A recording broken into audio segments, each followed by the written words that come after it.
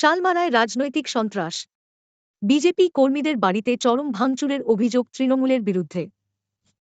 দিনহাটার Nazirhat two gram পঞ্চায়েতের শালমারা এলাকায় এক উত্তপ্ত রাজনৈতিক ঘটনার সাক্ষী থাকল স্থানীয় মানুষ।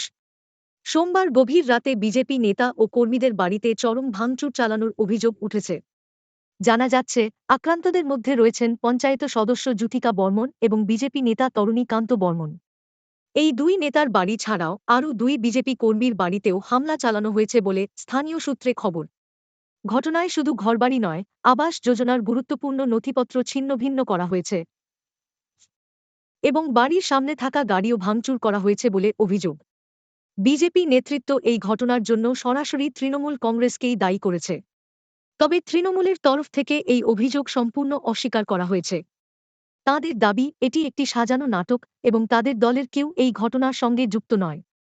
পুলিশ ও প্রশাসনের তরফ থেকে ঘটনাস্থলে পৌঁছে তদন্ত শুরু হয়েছে। প্রতিটি অভিযোগ খতিয়ে দেখা হচ্ছে এবং দোষীদের বিরুদ্ধে আইনানুগ ব্যবস্থা নেওয়া হবে বলে জানিয়েছে স্থানীয় পুলিশ প্রশাসন। এলাকায় আপাতত উত্তেজনা থাকলেও পরিস্থিতি নিয়ন্ত্রণে আছে বলে প্রশাসনের দাবি।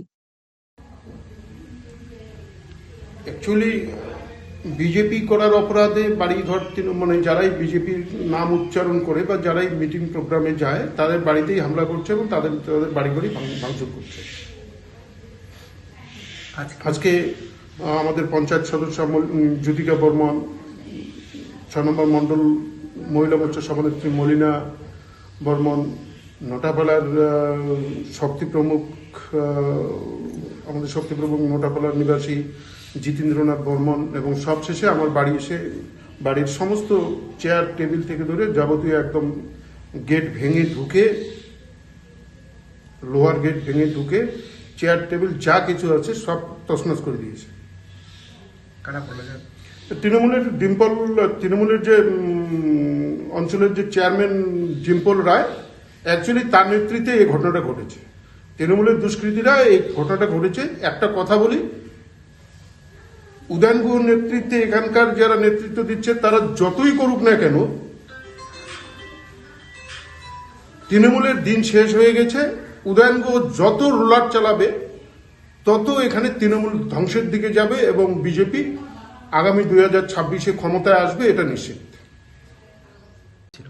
আজকে সকালবেলা হঠাৎ করে 11টা, সঠিক টাইমটা মনে নাই, 11টার মধ্যেই হবে, হয়তো 19-20 হইতে পারে, 5-10 মিনিট।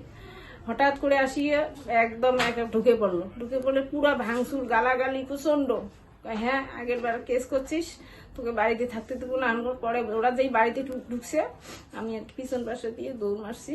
তারপরে আমার বাড়িতে বৃদ্ধ মা ছিল, ভাইয়ের বউ ছিল। ভাইয়ের বউ তো কারাড়ি পাং ধরি, যে মা পাং ধরি বেড়ায়, না করেন বাবা না করেন।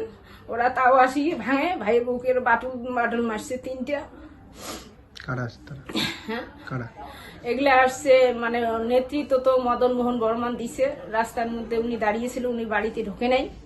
মদন বর্মন, আমার তপন বর্মন, আর হচ্ছে কি যেন স্বপন বর্মন, ওগুলো রাস্তার মধ্যে ছিল। আর বাটাম বাড়ির ঘর ভিতরে ঢুকছে। জ্যোতিময় ছিল, তারপরে রাজীব ছিল, পল্লব ছিল, নবিরুদ্দিন ছিল। ওরা টিএমসি, সব টিএমসি। নবিরুদ্দিন ছিল, আর সিট মহলের কিছু সংখ্যালঘু ছেলে ছিল, কিন্তু আমি অত চিনি না, কিন্তু ছিল সবাই মিলে মোটামুটি 20-25 জন ছিল। কি নাম আপনার? আমার নাম জ্যোতিকা বর্মন। মানে কোন দায়িত্বে আছেন? আমি নাজিরহাট 2 নং গ্রাম পঞ্চায়েত সদস্য। বিজেপির? হ্যাঁ, বিজেপির।